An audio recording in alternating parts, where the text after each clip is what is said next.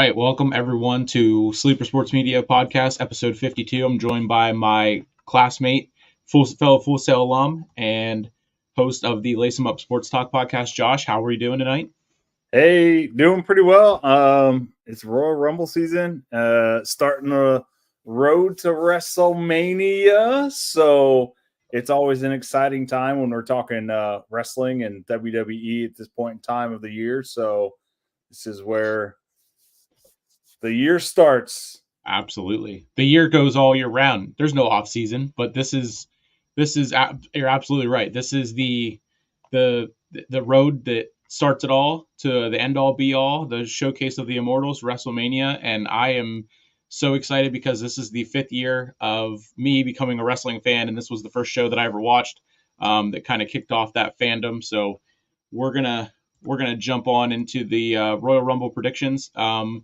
The men's Rumble match. Who are your top four, final four predictions, and your winner that you think is gonna take it? So, oh man, top four. I mean, I actually haven't even thought about the top four, but I can tell you top two. I think it's going to be CM Punk and Cody Rhodes. Yep, I'm right there with you. I could probably sit here and think about a third and fourth, but if I'm being honest, they're not going to matter. It's going to come down to Cody Rhodes and CM Punk, who's going to either restart their story or who's going to finish their story. Exactly. And, I mean, it doesn't get any bigger than that. So, any big surprises that you can think of that you think are gonna happen or will show up? So, I can't remember if it was on Raw or if it was on SmackDown, but there was a sort of like a promo with Hulk Hogan in there, and he was like, "I don't know, I may have one more in me," and I would absolutely love to see that. I think I don't think he'd be in there very long. He would be in there coming in towards the end, just because True. I mean, while it is Hulk Hogan and he works out for like 2 to 3 hours a day, working out in the gym for 2 to 3 hours is not working out for wrestling. It's not the cardio. Yeah, it's not not ring shape or anything. Right. Yeah, so, that promo was definitely interesting to kind of celebrate the 40th anniversary of Mania and all that stuff. MJF or any other big names like that. I mean, The Rock, MJF probably are my maybe top two that I could see happening. MJF maybe not so much, but The Rock possibility. Yeah, I mean, especially with The Rock being part of the board of directors now. I mean, at this point, and I know The Rock's big in Hollywood and everything like that, but now that he's part of the board of directors, that's definitely a full-time job. And we really haven't seen him super big into the movie scene in the last year or so. So I could definitely see The Rock coming back in. I think that would be good. MJF, I would love to see him show up at WrestleMania. I have heard that they've had contract talks for MJF. I'm not sure when he's officially a free agent, but he's a free agent right now. His contract was done on the first of the year. He's just with his shoulder injury. I think he's kind of he was doing more rehab than trying to continue to push off that surgery. Right. Well, I would love to see him in the Royal Rumble show up. Like you said, I don't think it'll happen just because of one, the injury. Two, that's got to be a good contract, a very in-depth contract to bring him over from AEW, because let's be honest, from what little I know of AEW, he's pretty much their workhorse. Yeah. So I mean, back to what I was saying about the final four, possibly I would think Cody and CM Punk, like you said, and then throw in as much as I hate to say it, Drew McIntyre and Gunther, probably. And then you could kind of have Gunther and Drew, if they go over, that can kind of set into those two doing a program.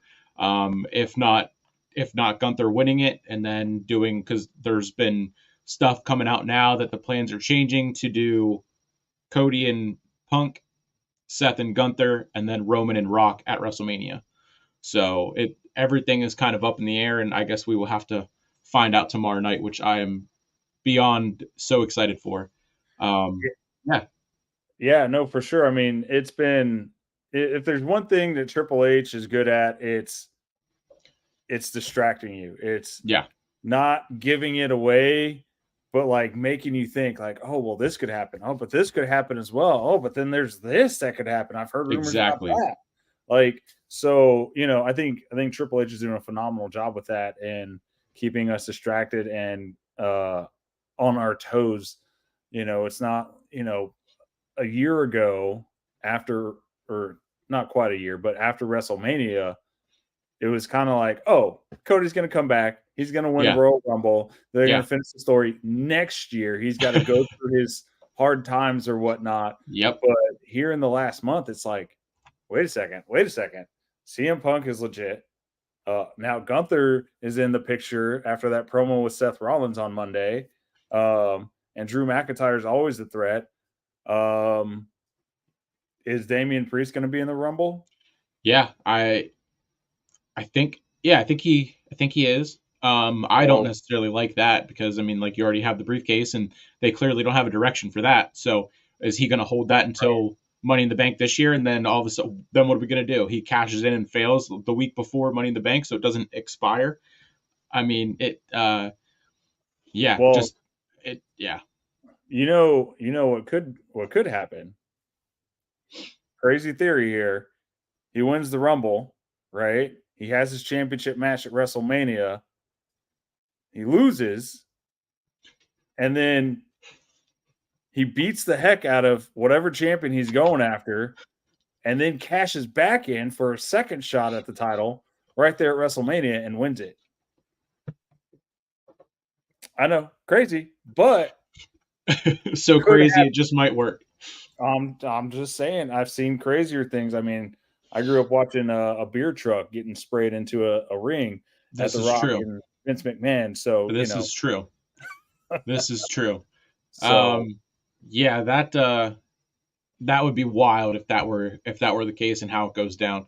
Yeah, so men's Rumble wrapping this first of only 4 matches for the weekend up. I think we agreed our picks and probably top two favorites are Cody and Punk. I was kind of on the train of Punk winning the Rumble, choosing Seth, and then Cody getting his way into the Elimination Chamber and then winning that and choosing Roman to kind of they can both then finish their stories. But obviously that probably won't happen that way, especially because The right, Rock is dead set on the Roman and Rock match happening at Mania.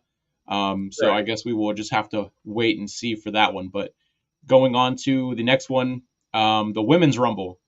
Top two favorites to win it. Any at Final Four, if you have a Final Four for this one, and any big returns, surprise returns, big name debuts. Your thoughts on it? Women's Royal Rumble. I definitely think Becky's going to be in there in the top two. Nia Jax, I know she's a powerhouse, but I think, and I've seen this is based off my knowledge watching Royal Rumbles in the past. Usually the big guys and the big girls, they go out first. Everyone's like, hey, you know what? While everyone's here, let's team up on them and let's throw them over the top and just get it out of the way. So I don't think Nia Jax is going to make it to the Final Four. Even I'm though okay she's with that. I'm house. okay with that. Absolutely. I mean, I've got a lot of mixed emotions about her, but I could definitely see um, top four: Becky Lynch, Bailey, Bianca Belair. Um, oh gosh, the fourth one just went right out of my head. Well, those would be my top three for sure. Okay. Obviously, Charlotte's not going to be back in time for the Rumble with her ACL injury. I could see maybe a Zoe Stark. I like that. So, I mean, she's tough, but she's on a roll, and she she puts in the work, man. Yeah. So Yeah. I could definitely see those as the top 4 to finish off the Rumble. Okay. Yeah, I like that. I can agree with Bailey and Becky. Probably Bianca. I could see that. And then I'll throw a different one out there. Jade Cargill.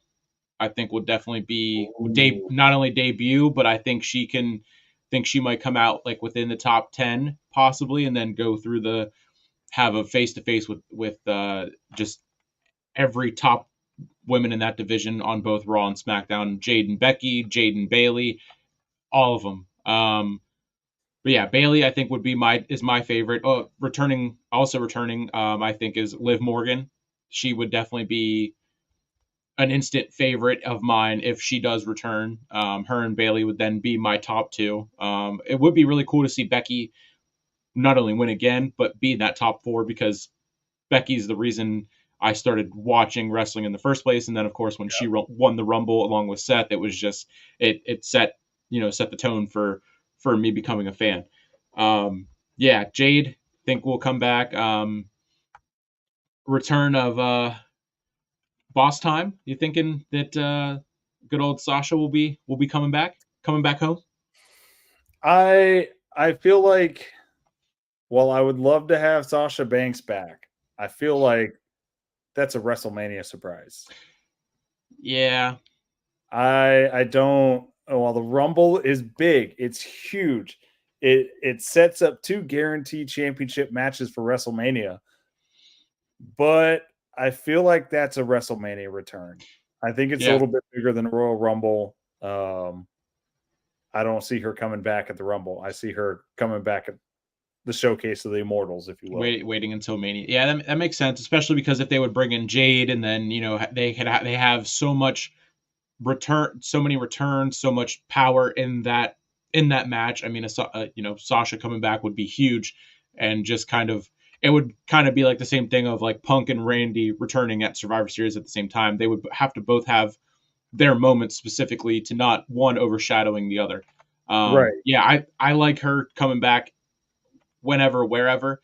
There's been stuff going around all week. I just saw that she's with Bailey and Trinity in some coffee shop in Florida, and people were saying that she's not anywhere near Florida. She's still up in Boston right now, and it turns out the coffee shop is in Florida.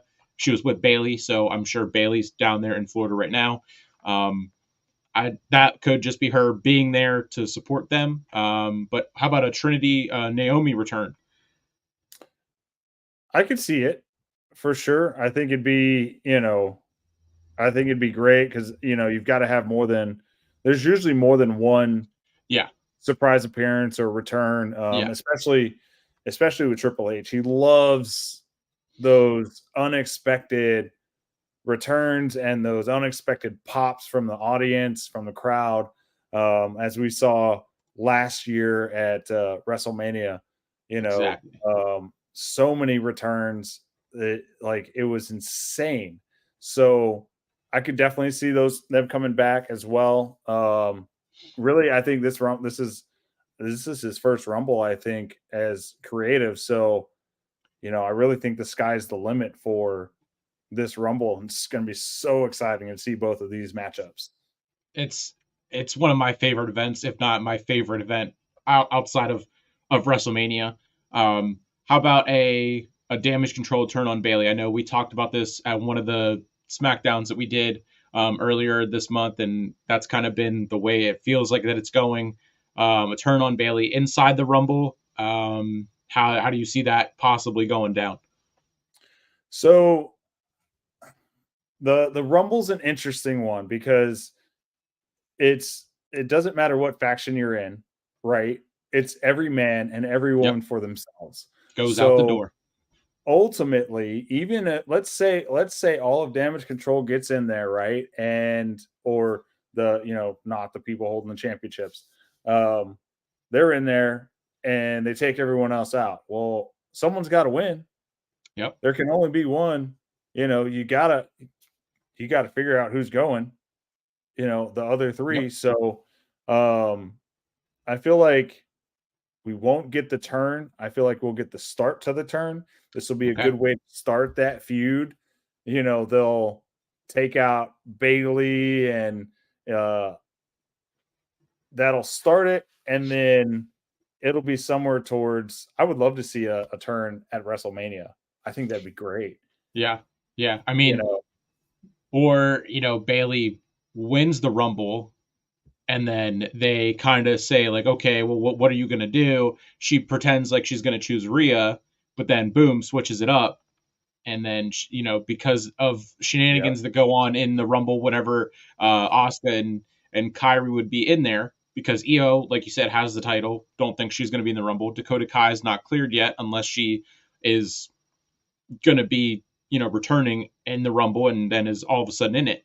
Then you could have those three kind of help each other out until it's time where they one by one they get eliminated, and then they don't help Bailey, or they have like close calls with her with whoever, and then it just happens inside the Rumble, and we go from there. But Bailey ultimately wins. I, it's gonna be right up there with when Sami Zayn turned on Roman at the Rumble. That pop was fantastic, and just amazing. I'm I mean, I still kind of want to see, like we did again talked about before, them turn on Bailey, and then she wins it, and then SmackDown we see the return of Sasha, because and Naomi, because Bailey has the friends to then be even with Damage Control, and then going up to WrestleMania before Bailey makes her choice, we get Damage Control versus Bailey, Sasha, and Naomi. I mean, that would be great. I honestly, I've been waiting for them to turn on Bailey for a while, but Yeah, I just think that it's too. You could justify taking someone out in the Rumble. yeah, You know what I mean? And they could string her along and a little bit longer. So it's coming. I mean, the yeah, for turn is sure, coming. It's absolutely. it's clear as day at this point. It's just of course to everyone but Bailey. But it's too easy to justify it and string her along after Yeah, the Rumble. yeah. So I could see it. It's going to happen either at WrestleMania, I think, or at somewhere before that. So Like a chamber that that one random yeah, episode of SmackDown where it pushes Bailey to then go from not only protect the brand split and stop her from choosing the Raw champion, and then have her go to Raw, but it could flip her in choosing Io, turning face, and then set up that Mania match, and then that's yeah, whenever that you see that them all just attack Bailey, and then of course that could open the door for the returns of Naomi and Sasha. yeah. I So think it'd be great. I would love to see Bailey choose Asuka. I did. Sorry, Io, my brain kind of went a little weird, but yeah, I want to go back to the surprise entrance. Um, AJ Lee. yep, yep, definitely think it's gonna happen. She's been training with CM Punk, getting ready. Yep, So yep. I I think that would be absolutely great to have AJ Lee back. I would have said Cora Jade from NXT, but obviously her knee, as well as like you said, Charlotte, both ACLs.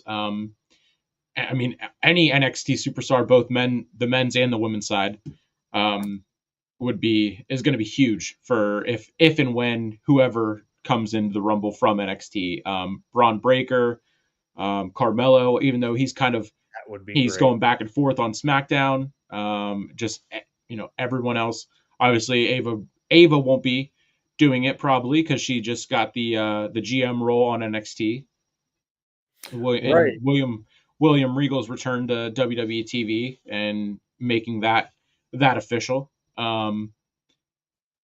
Yeah, it's both matches, men's and the women's, are going to be crazy. So much fun I can't wait. I've been waiting and thinking about how it's going to go down all week long.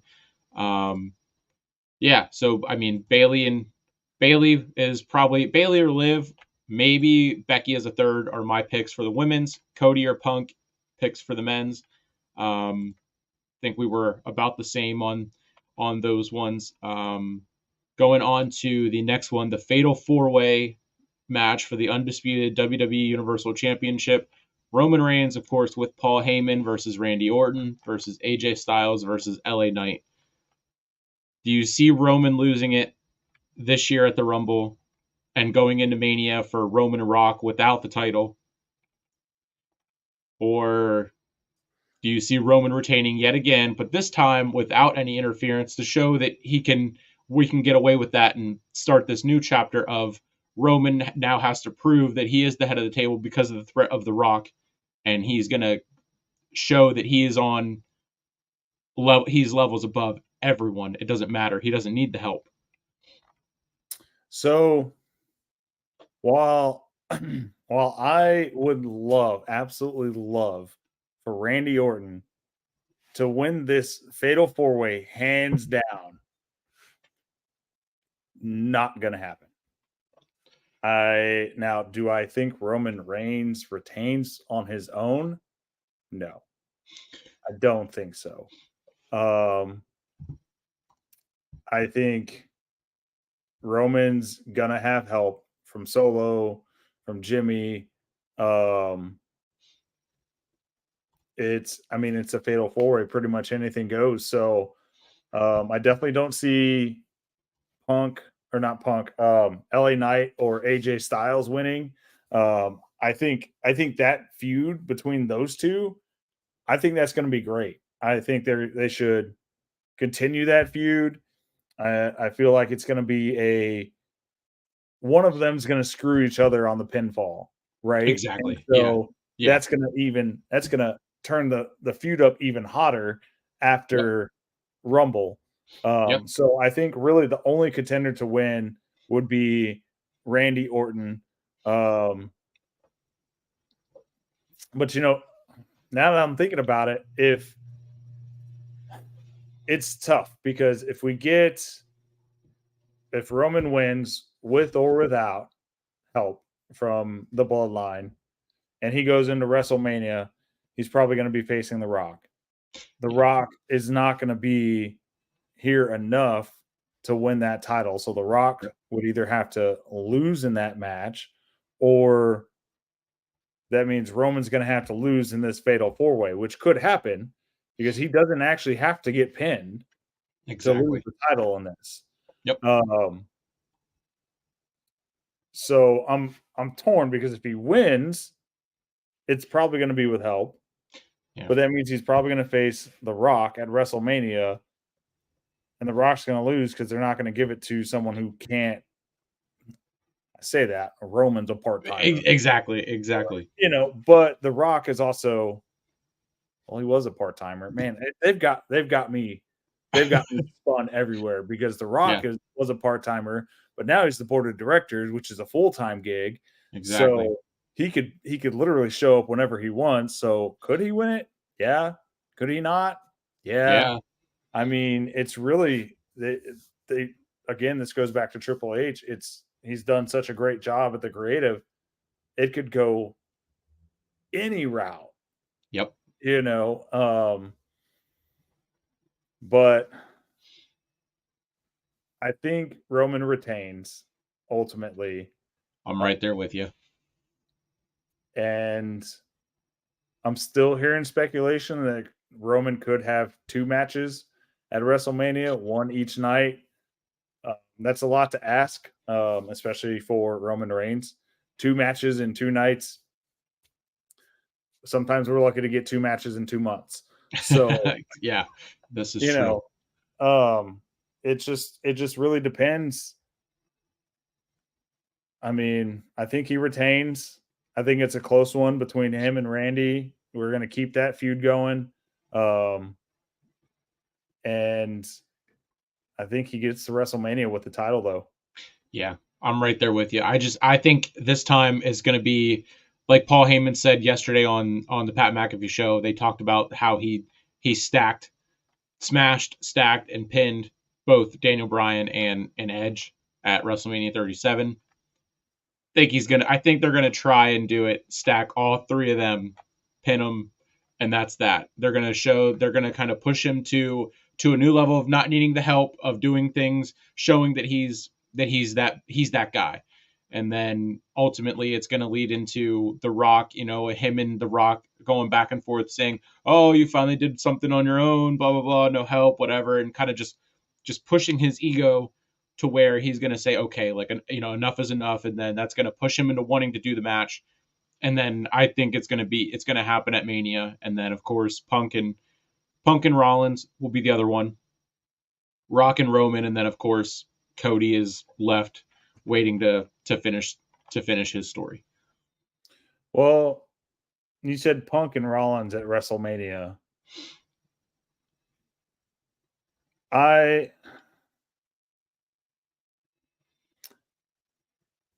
Yeah, I could see that. I for about a minute there, I was on the Gunther versus Rollins train.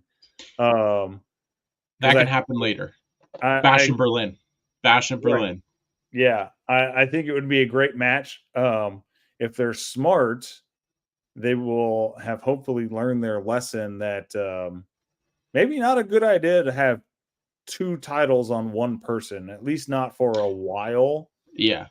Yeah, because I mean, look, you still have the tag titles being held hostage, and they could easily have split them up already and have Raw guys, have SmackDown guys, and make that division just as good as the singles division.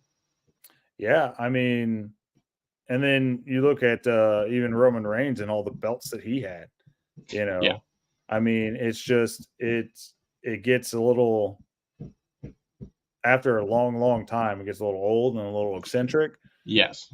So if they're smart, either they're going to have that match and they're both going to be champions, and they'll both get disqualified or something, right? Yeah. I mean, yeah, a lot. Or one of them's going to lose a title between now and Mania. So it could go really any way, but I do like Punk versus Rollins at Mania, because just a champion versus champion, we're not ready for that right now. Yeah. They're, and Gunther especially, how do you take the Intercontinental title off him and then jump him into the main card title picture?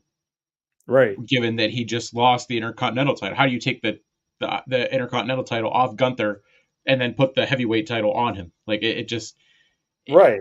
It doesn't make sense, It's and that's kind of the corner that they've painted themselves into, especially with Gunther coming out and being like, "Hey, I'm coming after you at Mania." Yeah. Unless he pulls a Samoa Joe, vacates the Intercontinental title, and then just goes for the world title. Like, yeah, but with his character, I think his character would be too proud to just vacate it. That's true. You know what I mean? That's true. It would not be a Gunther thing to do. He's talked about how much work and how he's legitimized the Intercontinental title. That's true. Every week, and how he's made it a respected title again. To just vacate it and be like, all right, well, I'm going for this one. Yeah. I mean, who else does he have left to face? He's beaten. It's the same thing as Rome. He's beaten everyone. What next? He could pull that ego type thing, and I'm bored of this, and no one can beat me, so I'll just give. Like like we said, it's in constantly in circles. Definitely, it's going to be so much fun this year with all the different events being international and Rumble, and then Mania, seeing where everyone goes. We could have had Brock and Gunther this year, but now given that Brock is probably not going to come back at the Rumble, given everything that has gone down this week with him and Vince and whatnot, maybe that happens down the line, depending on where Mania is. next year. Reports out there saying Minnesota. They could do Brock and Gunther for the Intercontinental title in Minnesota. Gunther has said that that's kind of his end boss, his end goal, his end boss is Brock, and sign me up. But I don't see absolutely. that happening this year because of everything that's going on. But ultimately, my thought was as soon as they announced Bash in Berlin, Gunther was getting the world title. It's just how do we get to that point? Right. I definitely think he's up there. He's definitely good enough for world title shots, but they've done so well developing his character. Yeah. It would be, if they just had him vacate, would be an absolute total disappointment and just ruin that freaking character. That's how I felt about Roman, potentially vacating at any given point. Everyone's saying he's never there, he should vacate it, he should be stripped, blah blah blah. It's like, for what reason? Like, they're trying to build that big fight feel. Same with now Gunther, 500 and almost 600 some days. It's like you said, restoring that prestige to the Intercontinental title, making it not just a secondary title, but the what it is, which is a mid card title, and is the second known championship. But he's brought that prestige back to it. They're not switching it up and throwing the title on this guy for 2 months and then he drops it on a pre-show to Random Joe, and then Random Joe loses it and then gets fired 2 days later. Gunther is bringing the prestige back to it, like you said, and just wherever he takes it, it's going to go to the moon. He's going to go further and further, and then eventually they'll figure it out and how they do it, but then he will be in that world title picture. Yeah, absolutely. I do want to point out, I do like that wrestling character's name, Random Joe. That's a good one. If I'm ever a wrestler and you hear Random Joe coming out, it's probably me. I'm taking that name. So that works.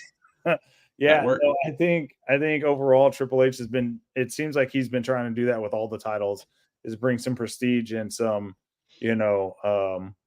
workhorses to those titles. With even the tag team titles, these are the most tag team championship matches I've seen happen in 1 year in a long time. Yeah. Tag titles, the US title. I think they still got some work to do with the US title, with it, flipping back and forth lately. Give Logan a chance. He just announced that he re-signed with WWE, and he potentially is teasing that he's going to be moving to full-time role with it. He's been in the Performance Center for the last couple of months, he said, and he said that if this is going to be my full-time job, I got to stop treating it like it's just a hobby. And so maybe Logan Paul shows up more. Don't think I see him holding the title for much longer. Maybe 1 or 2 defenses, and then it's on to someone like LA Knight or someone else, and then Logan can kind of get singles matches under his belt and wrestle weekly, and not only on premium live events and everything. But I'm so glad that he's leaning towards wanting to do this full time, since he has said that he's basically done boxing and he just wants to do WWE. Yeah, no, absolutely. I think up until Logan Paul has gotten this title, that was really the only one that wasn't getting that prestige, or that dedicated champion, workhorse champion. Yep. And they've got an opportunity now. He's got a match coming up against Kevin Owens, which obviously we'll talk about here in a minute. Yep. But perfect segue into talking about that once you wrap up your thought there. But yeah. No, I mean, absolutely. I love that he's signed and that he's fully dedicated. I think that was a lot of people's problem with him, is he was coming in for these big moments, but he was a part-timer. Yeah. And really he wasn't even that. He was just there for premium live events and a promo or here or there on SmackDown or Raw or whatnot. And that's a big thing, not only for the fans but also in the locker room.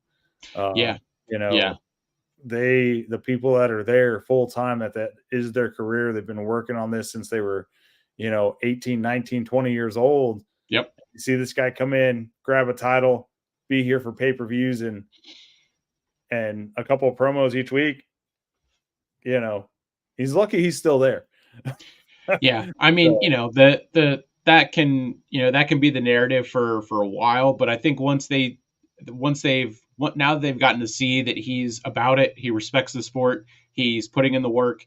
He has a ring down in Puerto Rico at their gym. He goes to the performance center now. I mean, not only that, but what he does for, with the having John Cena on his podcast, Seth Rollins, Edge, Rey Mysterio, everyone else under the WWE umbrella on Impulsive. Um, the partnership with those two, WWE and Logan Paul, just work really, really well. He was born to do this, and it just so happens that he started at 27 or 28 years old. right. But it's just like segueing again, it's like Jake Paul in boxing. If Jake wasn't Jake Paul, if he hadn't been on camera since he was 17 years old, and he was just a boxing prodigy at 26 or 27, he wouldn't have the hate that he has. Just like Logan, if he had started wrestling at 17, he wouldn't have the hate that he has now. So it's just that the polarizing aspect of what those two bring to the table and what they're going to do for the brands that they work with. And Logan Paul and the WWE has been awesome. I still can't believe, as a fan of Logan Paul and the WWE, that those two worlds merged together at Mania 37 when Kevin Owens, of course, hit him with the stunner, and that's played a part into building this, I think. But yes, the last match on the card, as of now, I guess they could still throw one or two more maybe on from tonight on SmackDown. But Logan Paul versus Kevin Owens for the United States Championship. I see Logan retaining and taking that into the Elimination Chamber, and then probably to WrestleMania as well. Like I said, 2 or 3 defenses, and then maybe dropped it to like LA Knight. What are your thoughts on that? I think Logan retains. I hate to say it, I'm a big Kevin Owen fan. Anyone that I'm from Texas. Anyone Yep. that pays homage to the possibly the greatest wrestler of all time, Yep. and greatest attitude wrestler of all time, Stone Cold Steve Austin. I'm always behind him. I'm always rooting for him, but not being biased, I think Logan Paul retains. I don't think he retains clean. I think Kevin Owens comes out with the wrist brace. I think he takes it off before the match starts. And then somehow or another, ref gets distracted or gets knocked out, and the brace gets into Logan Paul's hands, and he hits him, knocks him out, and the ref comes alive or is undistracted, and we get that 3 count. So it's not going to be a clean one, which I am okay with because I feel like that fits his character. Yeah, and I feel like that would be the irony of, oh, Kevin, you can't use it. That's a weapon. And for Logan Paul to use it, I think would just be absolutely great. I would love it. It's just like when he won it at Crown Jewel with manager Jeff bringing out the brass knuckles and then them getting taken and then Santos leaving them on the apron and him using it. That whole thing of it just adds to, like you said, his character, and just it can get people talking and blah blah blah, complain, whatever. But I mean, Logan's the champ. He's done great promoting that he's the champion and bringing the title around everywhere he goes. Definitely Logan retains, probably not clean like you said. Definitely like the cast could play a part, or even manager Jeff just brings out the brass knuckles again. So that, yep. Go ahead. Yeah, I was just gonna say that's pretty much it. Like I said, there's only 4 matches, unless they add 1 or 2 more tonight on SmackDown. Maybe they do a pre-show match, since they kind of got away from that, but brought it back with one of the last think it was the Saudi show, the Crown Jewel, that they brought the pre-show matches back. I don't think they did it for Survivor Series, but yeah. So we can kind of close out the predictions for the Rumble, and then just talk about all the breaking news that happened throughout this week leading up to the Rumble. Um, Kevin Patrick fired, released from WWE, the Vince McMahon stuff, um, the Netflix deal. Yes. Yes. So I'm gonna kind of briefly hit on all three of those. I'm still kind of researching the whole Vince McMahon thing. I did see the part where that came out of nowhere. Yeah, with the lawsuit from oh gosh, her name Janelle Grant Yes. against Laurinaitis and McMahon. Just briefly, what I've heard about the incidents were, just absolutely insane, and I'm flabbergasted. I mean, I knew Vince McMahon. I knew he wasn't faithful to his wife, but like, so. And as far as Kevin Patrick getting released, not really surprised. Not didn't really strike a chord with me. Wasn't great. He wasn't bad, but it just wasn't. Nothing really resonated with me like Corey Graves or Michael Cole or Wade Barrett and stuff like that. Yeah. So Kevin Patrick just seemed very not monotone, but like the same all throughout. Yeah, I can agree with that. So I'm not really surprised there. I mean, he's going to get a gig somewhere else. He's definitely good enough. And with that on your resume, whether you get released or not, it's going to help you get a gig somewhere else. But as far as the Netflix deal is what I'm most excited about. Correct me if I'm wrong. I believe that's for a 10-year deal. Yep. Worth $5 billion. So I'm really excited about that for two reasons. One, I think with a new contract and with Triple H running creative, I think it's a great opportunity to go back down to 2 hours. He said before in 2015 that third hour is like excruciatingly tough to write and keep people interested in that third hour. I mean, when you think about it, movies, even some of the biggest movies, Avengers Endgame is the only one I know that was 3 hours. And even then there were some parts in that, and that was a climax of 22 years or 12 years. Yeah. A long time, a climax of an entire universe. And that was 3 hours. So 3 hours every week, I can only imagine would be crazy to write. And it was 2 hours before. So obviously it can be done. So I'm excited about that. I think, the promos are going to get better because they are on Netflix. They don't necessarily have those rating guidelines that you have with USA Network or cable TV. So I think they can bring back a little bit of remembrance to the old promos. And, there's probably going to be a few more cuss words, a few more insults, and we might even see some more gimmicks like beer trucks or, something to that effect versus just coming out and, just saying some great insults and, timing off each other. Because I think we could really use those kinds of promos again that are more than just talking. So I'm so excited for it. I think it's going to be great. It just I mean, the way they're evolving, going to the streaming over cable, no ads on Netflix, given, and that might be a way that they can cut it back to, like we talked about before, 2.5 or even just 2.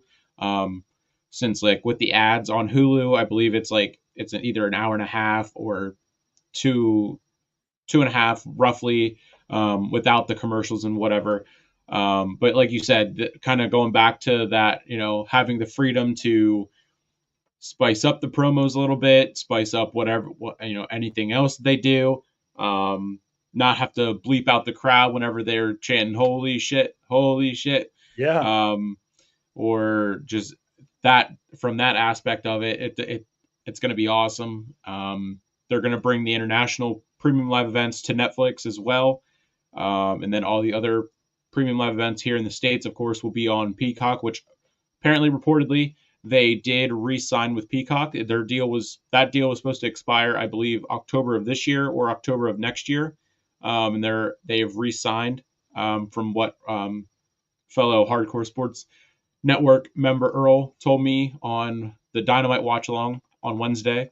Um, I like that deal too. The Peacock deal for premium live events, not having to pay for do pay-per-views. Um, Everything about the streaming platforms have worked with WWE, and of course now you have SmackDown with the Netflix deal. You have SmackDown going to USA, and then NXT going to the CW, and that starts this year on October 1st. No word on if any of those are moving nights. I would assume NXT will stay on Tuesdays because Tuesday or the first October 1st is a Tuesday, and then you could probably have SmackDown stay on Friday on the USA Network. Because I don't think SVU or any of those big shows are on Fridays. And then, of course, you would have Monday or Raw, hopefully staying on Monday night, and being on Netflix next year in January. But what does this do for the competition in AEW and their potential to move some of their stuff to Max, not just, not put Dynamite right on Max, but move their pay-per-views to Max, similar to Peacock, and then within the next couple of years, then they do, Max fully. So as far as AEW is concerned, I think right now, so I didn't hear anything about them going to Max. I'm assuming that they are trying to, or they've got something lined up with Max. That I think that would be the move because of Warner Bros. Discovery and Max being, that area, like USA and Peacock is like NBC. They're under the same umbrella, so that would be the way that they would go. So um I love that WWE is leading the way into getting into streaming, to a streaming service with WWE with Monday Night Raw, and I think that's a great segue into it with just one of your shows, to kind of test out the waters right at first, and then who knows, maybe SmackDown will come to streaming or whatnot. But Yeah, while they're pioneering, I think AEW's best bet right now is to continue working on their brand, their wrestlers, their stories, their fan base, getting their fan base bigger and bigger and bigger. Let right. WWE kind of figure out the kinks and the issues and stuff that comes with going from a syndicated television show Yeah, for, golly, man, since before I was born, right? So let them figure all those kinks and, watch them as they make their mistakes and Netflix makes their mistakes, going into these now live sports on streaming services. In the meantime, build up your brand, build up your wrestlers, build up your fan base, work on some issues that I've heard there are in AEW, like safety issues. right. Um, that in and of itself, just being known as a safe company to work for, especially as a wrestler, is going to bring you a lot more talent. Yeah, Because people, especially if they're older talent that was released by WWE, like perfect example would be Dolph Ziggler. Okay, obviously an older guy, he definitely wants to be in a safer environment where he doesn't have to worry about getting dropped on his head because it's yeah, too low on a pile driver or something. But yeah, work on those issues that they've got. let WWE figure out how the streaming works, and then because the mistakes that are going to happen with that, everyone's going to find out about. Exactly. Yep. And then once you're there and you're ready to go to Max, you've got the fan base to go to Max, then you can perfect what WWE kind of pioneered. Yeah. And the way, I mean, Max already kind of has that live sports on there with, the NBA and the NHL and stuff like that. So definitely net or HBO or Max is a step ahead of Netflix in that area. So, them partnering with WWE is kind of, like you said, pioneering that for Netflix. And then it can kind of be a testament to see which it's AEW versus WWE, but also Netflix versus Max, and how are they doing live sports, and can they overtake something like ESPN Plus that has had live sports on there for the last 5 years, and the UFC pay-per-views and whatever else, football and baseball and hockey as well. It's a fun time to be a wrestling fan. Wrestling has never been better. It's in the best spot that it's been in years. Um, the competition from AEW to WWE is great for both sides. I mean, they can say, "Oh, we don't care about what they're doing all they want," but we know that They do. we know that competition is there. Um, and like you said, the streaming can kind of counteract the whole, oh, AEW does this for ratings, WWE does this. Okay, like, all right, cool. Um, the Netflix deal is going to bring WWE pro wrestling as a whole to all of the Netflix subscribers, which is like 90 million. I mean, it's insane. Right.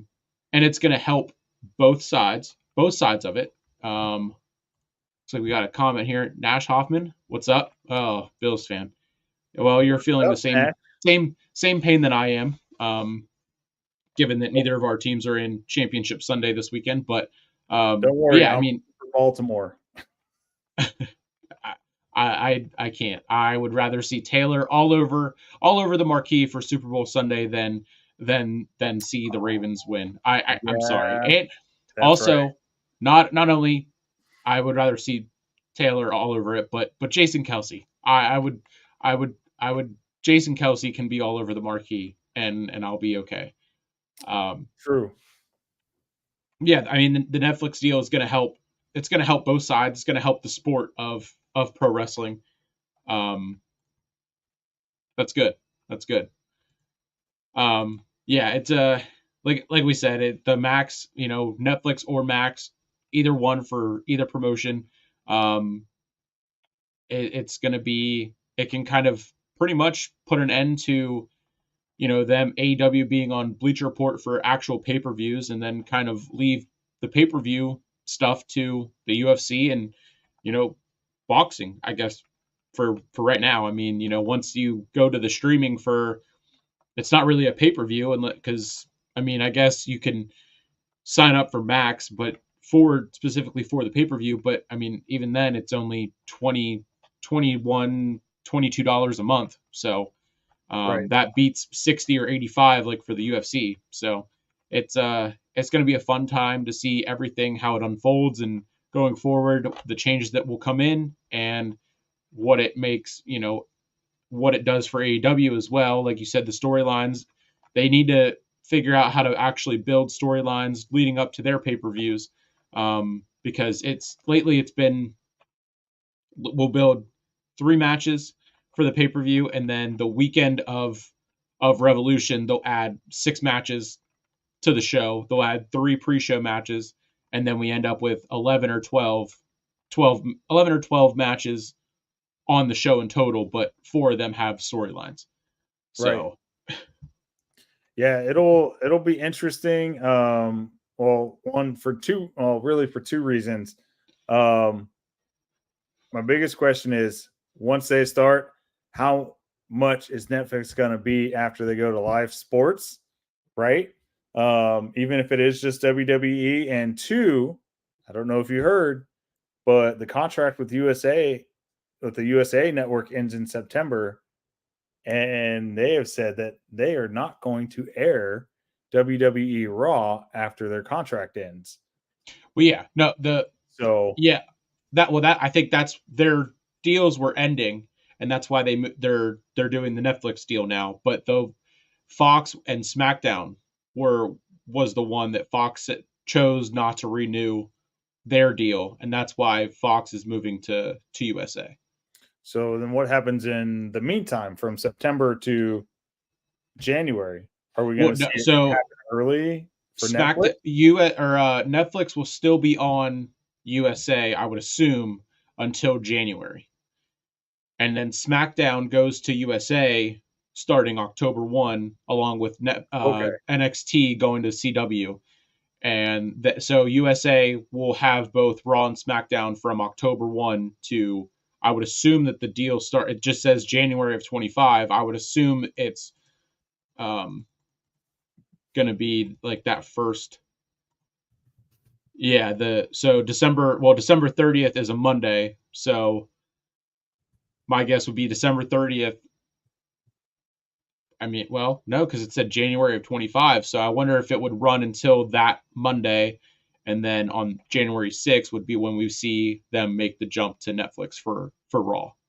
Yeah, it's yeah, because I read in the last 24 hours, it's USA Networks as of right now said that they won't be airing Raw Oh, after their contract ends in September. hmm. So from September to January, what's going to happen with Raw? Because technically the contract's done and over with. They don't Yeah, have to air Raw, right? yeah. And there's nothing in the intermediary in that time frame from September, end of September to January 1st. The So January, yeah. we should definitely be keeping a close eye on that to see if maybe they go to Netflix 3 months early, or Yeah. if they end up just paying a high out of pocket price to air October, November, December. I mean, they could do it. It could be on one of USA's like or NBC's like partner channels. Um, they could just do it on Peacock. I You mean, could. get a taste for what the streaming would be like. Um, or because they've had such a great relationship with USA, they could find a way to make it work so that they could do those final 3 months, Yeah. um, all still while being on USA. That's interesting. I haven't seen that one yet. I knew about Fox and SmackDown. Fox chose not to renew with them, which is why SmackDown is going to USA. Um, and then Netflix going to the CW. So it makes sense that they wouldn't have two shows on one network, and Right. then have them competing against each other. I mean, that makes total sense. Um, but I mean, who knows what? Like you said, who knows what's going to happen? Keep the eyes out for it. All that news is yet to come. It's going to be a great year of more breaking news. I'm sure more this coming out. This person did this. He's going here. Free agents still in AEW that could potentially jump ship and go to WWE. Anyone from WWE further that gets released could go to New Japan over AEW, like Dolph Ziggler and Jack Perry from AEW to New Japan. Um, Wrestling is in a great spot, and I am so happy to be on the road to WrestleMania, to have the Rumble tomorrow, and really start this this next chapter of, like you said, Triple H's first like full year, as head of creative, and um, the final year of Raw, the flagship show, being on USA, being on cable, and going into the streaming era. Yeah, it's going to be great. I'm super excited. This year's going to be great. And next year, I think it's just going to be even better. Hopefully, Netflix doesn't Yes. charge us too much more. Yeah. But, either way, I'm still going to pay for it. So, Exactly. And so is everyone else. People can say, I'm not going to watch. I'm not going to pay for it. I just canceled my Netflix. Okay, let's pretend like you're really not going to go and renew it right when they finally announce when the first episode of Raw is going to come to Netflix. I mean, Right. you people can say whatever you want about and keep complaining about streaming is blah blah blah and oh there's too many of them. You got to pay for all of them. It's the same. It's choosing what you want, choosing your own cable package. Yeah. Pay for it for the month, watch whatever you want to watch, and if you don't have anything else you want to watch, cancel it, and then you don't have to, and then get a new one the next month, or Exactly. just get 3 or 4 of them: Paramount Plus, Max, Netflix, Hulu, and you're probably paying the same amount as what you would for cable. So Right. I mean, it cable's on its last leg, I think, with a show and a company like the WWE and like Raw leaving. It's pretty soon it's gonna be tough to even remember what cable was. Well, I Even mean, though, like I said, it's gonna be the same thing. Like you can just pick the streaming services you want, and then that's essentially cable. But you're choosing what you're paying for, not like, okay, I have this cable package, but I only get this. I'm limited to what I get.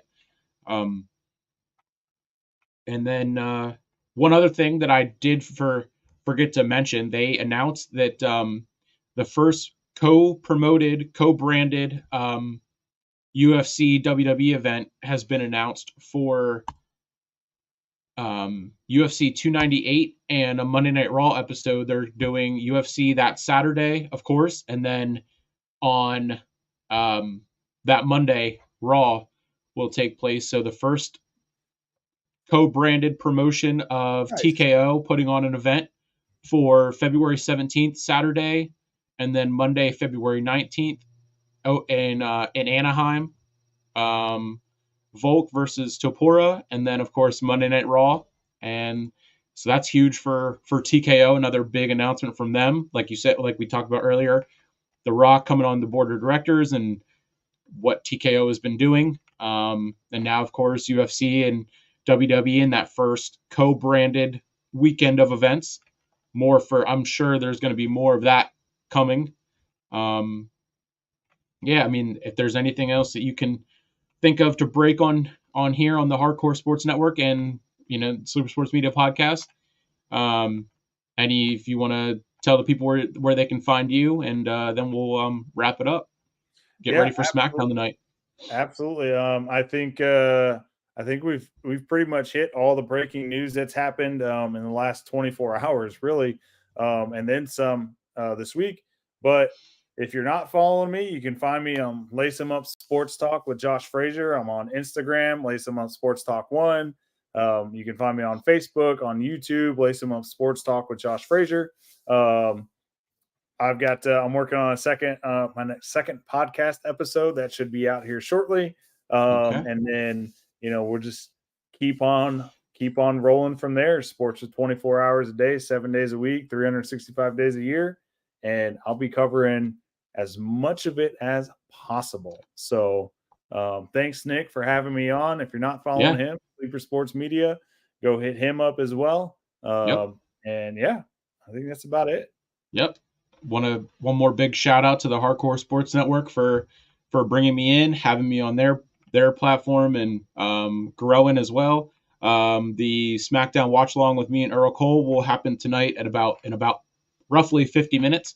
So big go home SmackDown episode tonight for the Rumble. Who knows what we're gonna get?